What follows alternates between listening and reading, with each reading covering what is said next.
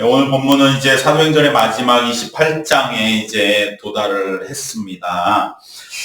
사도행전 28장은 사실 어떤 의미가 있느냐. 우리가 길게 보면 누가가 쓴 사도행전은 사실은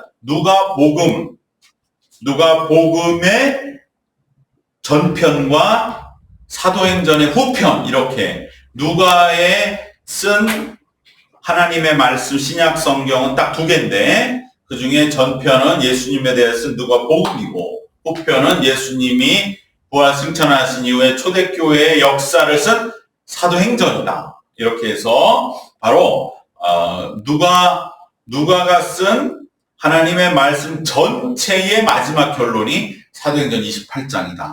우리가 그러한 시각으로 보게 된다고 하면, 특별히 28장이 그 표류하고 난파된 그 배가 드디어 섬에 도착을 해서 구원받아 살아나는 이 말씀으로 마감된다고 하는 것은 누가가 어쩌면 매우 의도적으로, 상징적으로, 결국은 이것은 무엇을 말하느냐, 하나님의 품 안에, 바로 교회의 품 안에 있으면 반드시 마지막은 그러한 섬에 오르는 것 같은 구원을 받게 된다고 하는 것을 누가는 마지막 장에 담고 싶었지 않았는가. 우리는 그렇게 새겨보면 더 은혜가 되는 줄로 믿습니다. 믿는 자의 삶은 반드시 마지막에는 이 인생 속에 표류하고 이 정말 난파되어서 언제 죽음만을 기다리는 그 모습 속에 있었지만, 마지막에는 반드시 한 섬을 만나서 구원을 받는, 그것이 바로 믿는 자의 최종 결론이다 라는 것을 누가는 우리에게 말씀해 주고자 하는 것입니다. 하나님의 곁에 있어야 구원을 받고 교회 안에 있어야 살아남는다는 것을 누가는 우리에게 이 마지막 28장에 섬 위에 올라 구원을 받은 바로 276명의 바울과 함께 배를 탔던 사람들이 섬에 올라 구원을 받는 이 장면 통해서 우리에게 말씀해 주고 있는 것입니다. 구체적으로 우리가 또 사건마다 이들이 정말로 바울 곁에 있지 않았다면 얼마든지 중간에 죽을 수밖에 없는 상황들을 하나하나 꼽아볼 때마다 이 모든 사건들 상징하는 바가 분명히 크다고 할 것입니다.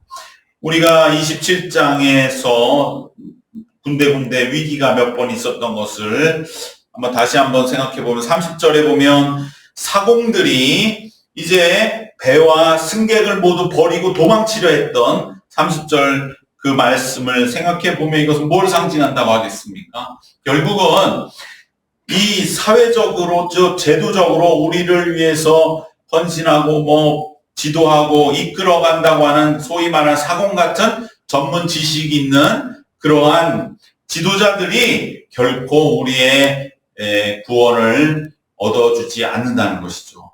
결코 보호하지 않는다는 것입니다. 그들은 자기들이 전문 지식이 있고 기술이 있기 때문에 이 배가 어떻게 될 것인가에 대한 미래에 대한 예측할 수 있는 능력도 있고 상황 판단할 수 있는 그러한 통찰력이 있지 않습니까? 그래서 지도자들이 되는 거 아니겠습니까? 우리 사회도 마찬가지로 지도자라고 나서는 사람들이 있죠. 그러나 정작 자기 먼저 살기 위해서 배를 버리고 도망가는 겁니다. 진짜 위기가 왔을 때 결코 그들의 삶에 또 공동체에 대한 그러한 헌신의 한계는 분명한 것입니다. 오직 바울만이 그러한 공동체를 떠나려는 자들을 붙잡아 두어서 끝까지 궁극적인 구원을 얻게 하였다는 것을 보면, 우리가 살아가고 있는 삶에서 진정 우리가 의지할 것이 무엇인가 하는 것을 우리는 보게 되었던 것이고요. 또 42절에서도 군인들은 이제 배가 깨어지고 막 하나둘씩 흩어지자 죄수들을 죽이려고 했지 않습니까? 그때에 바울이 이 죄수들 중에 한 사람이 아니었다면, 그래서 백부장이 바울을 살려야 하기 때문에 죄수들도 다 그대로 죽이지 말라 하지 않았다면 이 죄수들은 꼼짝없이 죽었을 것입니다. 바울 곁에 있었고 바울 옆에 있었기 때문에 모든 사람은 살 수가 있었던 것입니다. 그런데 276명 모두가 자기가 살아난 그 모든 과정, 이제 이 섬에 올라 한숨 돌리고 났을 때, 내가 이제 살았구나 하는 그러한 마음 속에서 어떻게 보면 바울이 했던 그 결정적인 역할, 우리가 방금 전에 살펴본 그러한 일들에 대해서 다 몰랐을 수도 있습니다. 그렇지만은 이 바울과 한배 탔던 사람들이 그런 세세한 자초지종은 다 몰랐을지라도 확실한 것은 우리는 제3자적 시점에서 이 말씀을 볼 적에 확실한 것은 무엇이냐? 이 모두는 바울 덕분에 살게 된 것이다. 그렇기 때문에 우리가 걸어가는 믿음 생활에서 모든 걸 다 알 수는 없습니다.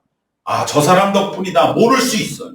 그러나 모른다 할지라도 어쨌든 우리가 이 말씀 통해서 분명히 기억해야 할 것은 우리 모두가 예수님, 주님 곁에 붙어 있어야만 구원을 받고 살게 된다는 것은 확실하다 하는 것입니다. 바울 곁에 한배 탔던 사람들이 자초지종을 소상히는 몰라도 확실한 것은 바울 덕분에 살게 되었듯이 우리들도 우리가 살아가는 믿음 생활 모든 건 다 할 수 없을지라도 저 사람이 때문인 걸 모를 수 있어요. 우리도 마찬가지로 누구 때문인 걸 모를 수 있고 또한 우리가 또 어떠한 그러한 기여를 하고 있는데 다른 사람은 몰라줄 수 있어요. 그렇다 할지라도 어쨌든 확실한 것은 우리를 위해서 또 우리도 누군가의 덕분에 이렇게 믿음의 모든 우리의 모임과 공동체가 끝까지 구원을 받도록 지금 주님은 이끌어가고 계시고 그렇기 때문에 우리는 이 주님 품 안에 하나님 품 안에 교회 안에 주님 곁에 붙어 있어야 할 줄 믿습니다. 무슨 일이 있더라도 교회 안에 있어야 합니다. 그럴 때에 반드시 우리는 구원을 받게 된다. 이것이 바로 마지막 28장의 첫머리에 그들이 오른 섬은 멜리되었고 한 사람도 중간에 다치지 아니하고 다 구원을 받았다라고 하는 것이 우리에게 주시는 귀한 복음인 것을 마음에 새기면서 내가 어떠한 일 속에 있다 할지라도 그것을 다 모른다 할지라도 그래도 나는 교회 안에서 하나님 안에서 주님 곁에 사도 바울 곁에 있어야만 한다고 하는 것을 기억해야 할 줄 믿습니다. 이제 섬에 올랐습니다. 그들은 헤엄을 쳐서 올랐고 나무 판자 조각을 붙들고 헤엄을 쳐서 올랐기 때문에 모든 게 다 그냥 물에 젖었는데 우리가 본 것처럼 이 계절은 겨울이었다는 것이죠. 그래서 너무나 춥고 완전히 물에 빠진 생쥐 같은 모습이 얼마나 기력도 지쳤는데 그러한 위태한 모습 속에서 그 섬에 있었던 원주민들이 바로 이런 또 사랑을 베풀고 이들을 동정하여서 불을 피워 영접하였다고 기록하고 있습니다. 그래서 그들을 따뜻하게 맞아 주었던 것이죠. 이것은 너무나 참으로 복된 일이고 그렇지만은 이 바닷가에 사는 사람들은 또 이러한 서로 간의 예절이 있는 것이 자기들도 또 바다에 나가면 이러한 일을 당할 수 있기 때문에 이렇게 어려움에 빠진 자들을 구조해 주는 그러한 좋은 모습은 우리가 예상할 수 있었습니다. 그때 바울이 어떻게 했느냐 3절에 보면 바울이 나무 한 묶음을 거두어 불에 넣었다 이렇게 기록하고 있죠. 바로 이제 불을 피워주고 또 먹을 것도 좀 주었을 것입니다. 그래서 겨우겨우 이제 몸을 회복하는 가운데에 바울은 한 걸음 더 나아갑니다. 나무 한 묶음을 거두었다. 즉 이것은 나무를 직접 자기가 한 묶음을 거두었다. 주워와서 한 무더기를 해왔다는 거죠. 그래서 그것을 불에 넣었다. 이렇게 말씀하고 있는 것입니다. 결국 이것은 바울은 결코 어떠한 일방적인 구제와 대접만을 받으려 하지 않았다는 것을 뜻합니다.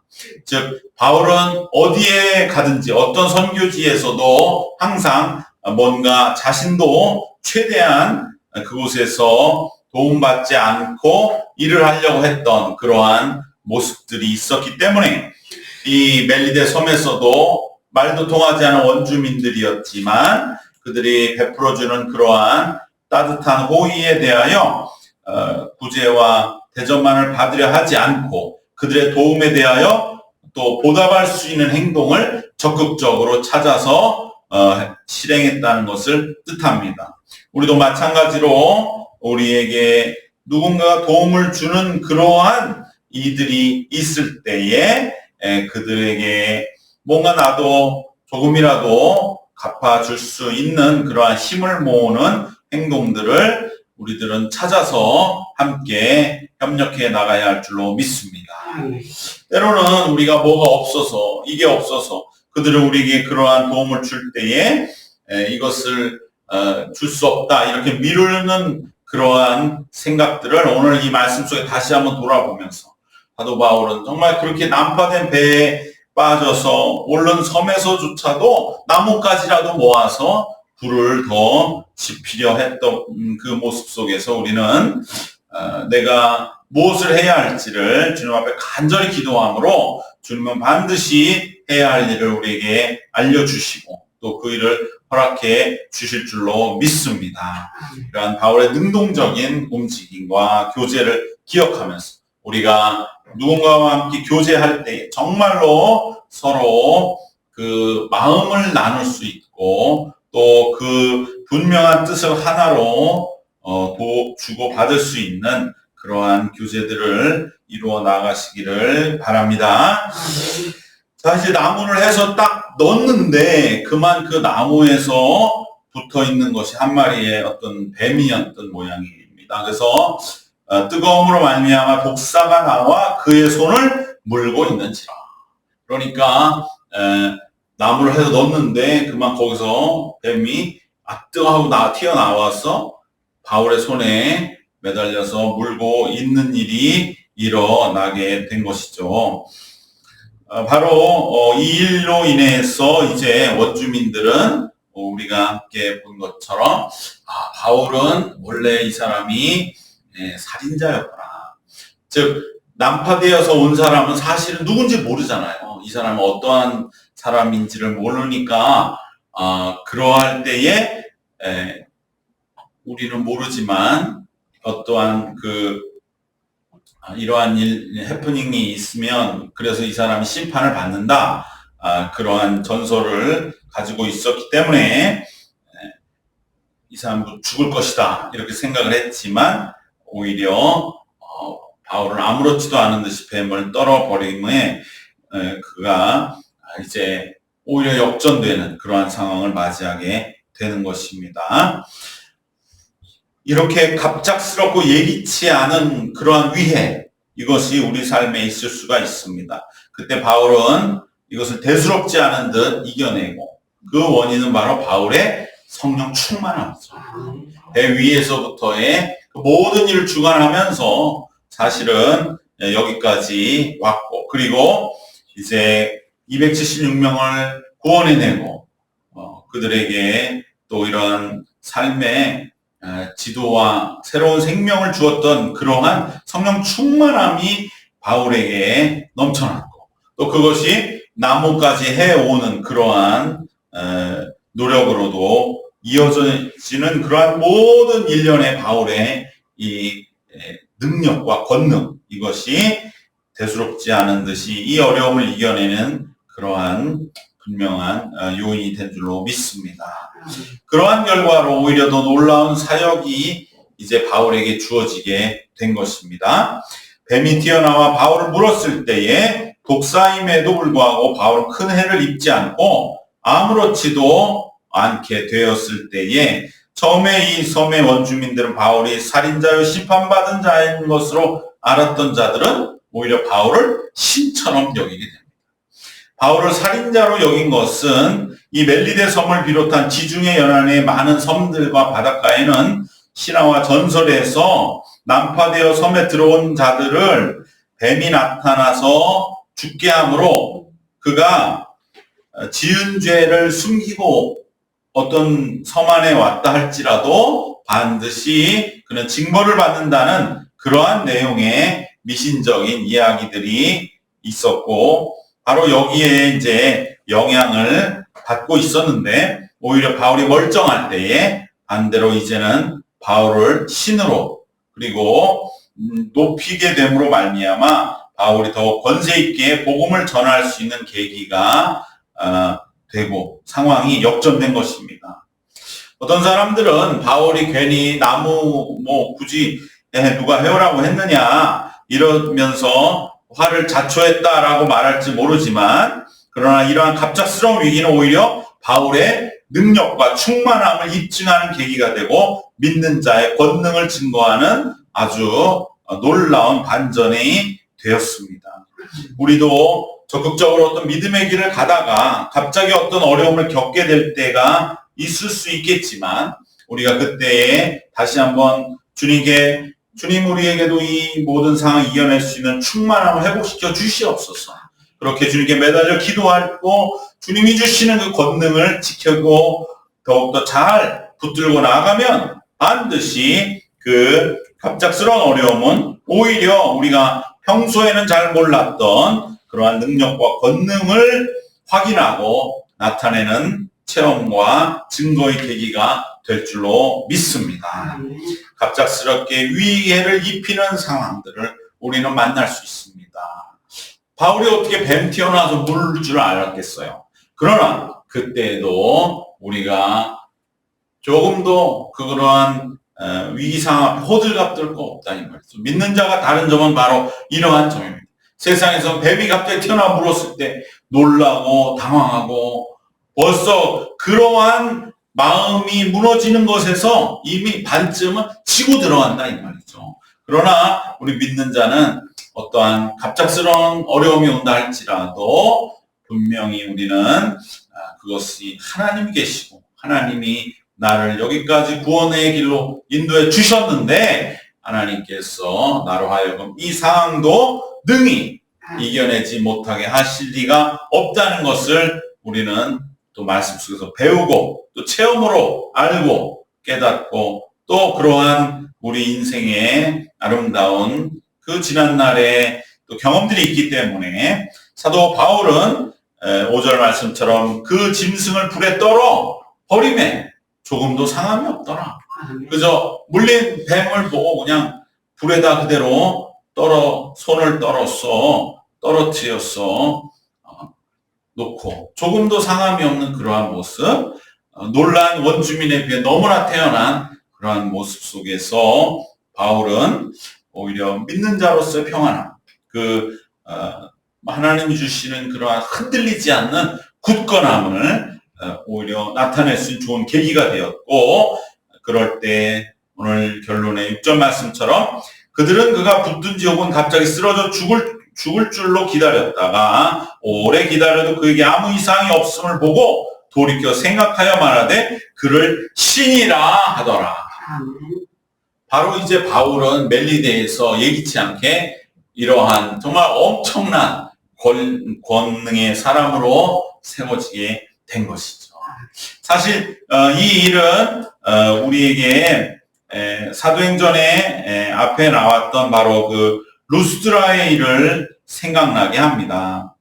그곳에서 바울은 자신을 신이라고 하는 그 사람들을 말리기도 하고 그러다가 돌에 맞기도 했죠. 그러나 그것은 바울이 루스드라에서 복음을 전했음에도 불구하고 그걸 다시 도루묵으로 만드는 게 바울에겐 참지 못할 일이었지만, 여기는 지금 와서 복음을 전한 것도 아니고 그냥 너무나 또 원주민들은 아직도 많은 부분에서 말이 잘 통하지 않고 하기 때문에 오히려 바울을 신으로 높였다고 해서 바울이 그것을 책망하거나 하진 않았다는 거예요. 그리고 오히려 그러한 상황에 맞는 복음 전파, 이들이 나를 신으로 볼 때 이것을 오히려 복음 전파에 좋은 유용한 그러한 기회로 또 상황으로 적극 활용하는 바울의 모습, 그것을 통해서 우리는 내 앞에 어떤 갑작스러운 위험이 뱀이 튀어나 갑자기 느닷없이 문다 할지라도 반드시 하나님은 이 일을 우리가 이겨내게 하시고 반드시 그 일 속에서 더 놀랍게 이제는 우리 안에 있는 새로운 권능들을 발견하게 하시는 기회가 되게 하실 줄로 믿습니다. 오늘 본문 3가지로 정리하고 이제 우리가 100회째로 넘어갈 텐데, 첫 번째, 오늘은 교회 안에, 교회 곁에 있어야 구원을 얻는다. 바로 이들이 멜리데 섬의 마지막 올라간 곳, 바울 곁에 있었다는 그 이유 하나밖에는 없는 그러한 이 276명을 우리는 기억하게 됩니다.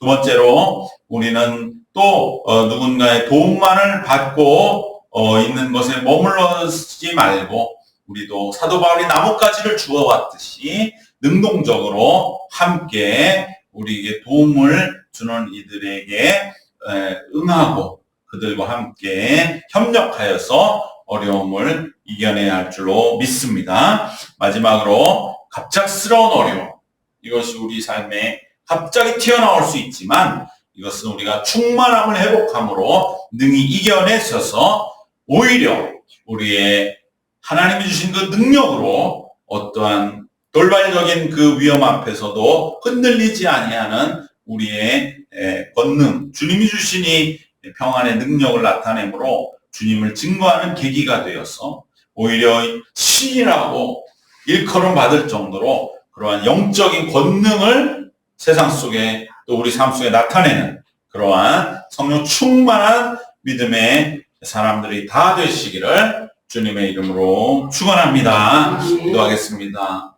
사랑과 은혜가 충만하신 우리 하나님, 사도 바울을 통하여 이제 마지막 멜리데 섬의 그 모든 승선했던 이들을 구원하게 하시는 하나님의 역사를 통하여 우리들도 믿는 자의 곁에 또 내가 바울과 같은 믿는 자가 되어서 우리 주변에 있는 이들을 한 사람도 잃지 않고 구원의 길로 인도하는 우리의 생이 될 수 있도록 주님 이끄시고 붙잡아 주시옵소서. 그러기 위하여 어떠한 상황에서도 함께 도움을 줄 수 있는 능동적이고 적극적인 길을 늘 기도하며 인도함 받고 실천하게 하여 주시고, 또한 우리가 갑작스러운 때로 위해와 어려움과 또 놀란 그러한 일들이 우리에게 어려움을 준다고 할 때에도 우리가 충만함으로 능히 이겨서 오히려 하나님의 능력을 증거할 수 있는, 정말 이제는 영적으로 큰 하나님의 사람으로 인정받을 수 있는 계기가 되게 하여 주셔서 주님의 사명을 더욱 능력 있게 감당해 나아가는 하루하루가 되게 하여 주시옵소서. 감사드리오며 예수님의 이름으로 기도드리옵나이다. 아멘.